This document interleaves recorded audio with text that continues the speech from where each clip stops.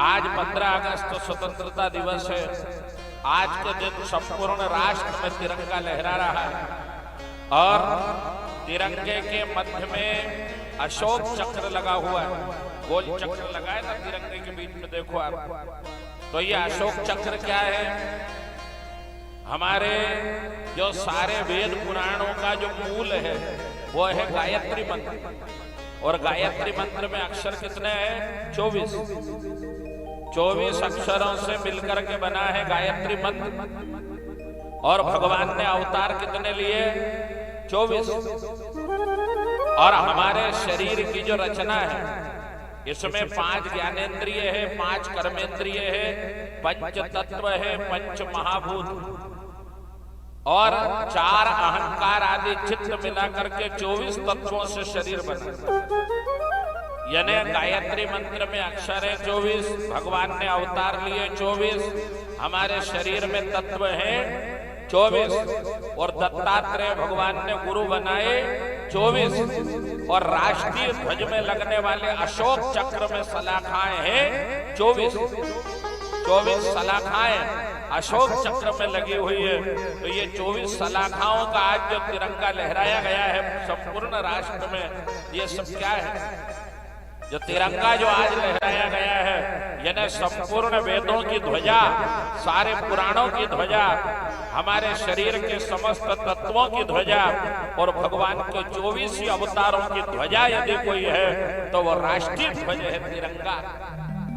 राष्ट्र के प्रति हमारी सद्भावना बनी रहे, राष्ट्र के प्रति सेवा का भाव बना रहे और ऐसा कोई कर्म हमारे द्वारा नहीं हो जिससे भारतीय सनातन संस्कृति पर कोई धब्बा लगे।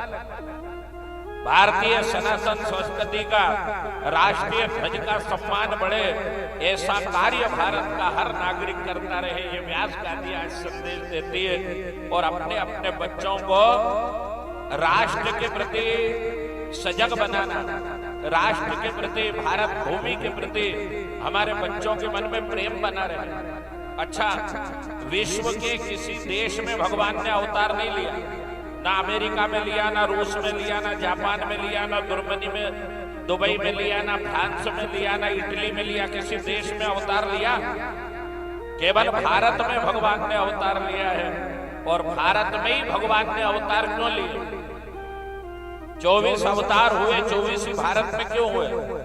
एक आज जर्मनी में हो जाता, फ्रांस में हो जाता, दुबई में हो जाता, रूस में हो जाता, पर नहीं, भारत राष्ट्र में भगवान 24 बार इसलिए आए हैं कि ऑल वर्ल्ड में भारत ही एक ऐसा देश है जिसको माता कहा जाता है। बोलो भारत माता की।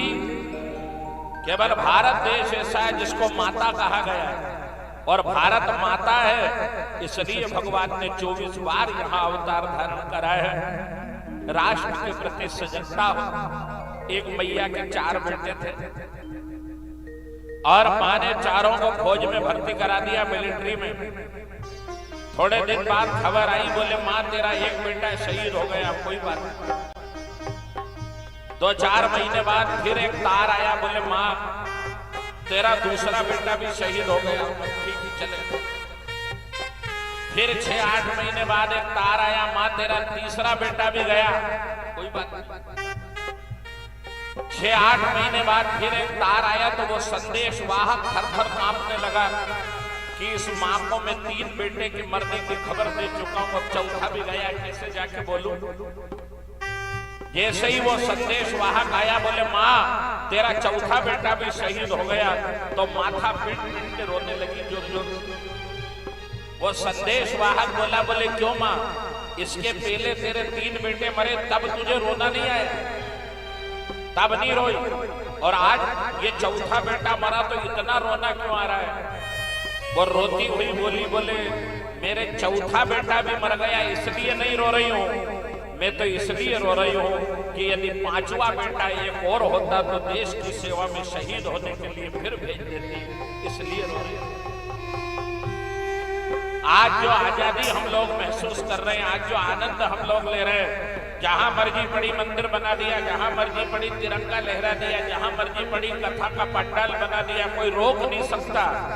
आज ये स्वतंत्र भारत यदि है तो इसके पीछे हमारे सैनिकों ने, हमारे संतों ने, महापुरुषों ने, परम योगियों ने बलिदान दिया है। हंसते हंसते फांसी के फंदे चढ़े हैं, तब जाकर के ये आज हम लोग स्वतंत्रता दिवस मना रहे हैं और नित्य स्वतंत्र है। भारत का हर नागरिक स्वतंत्र है, नारा है ना, हर व्यक्ति स्वतंत्र है, हर व्यक्ति मर्जी का मालिक, हर व्यक्ति अपने अनुसार जीवन जी रहा है। तो ये जो स्वतंत्रता मिली है, इस स्वतंत्रता के पीछे बलिदान दिया गया है। हंसते हंसते फांसी के फंदे पे चढ़े।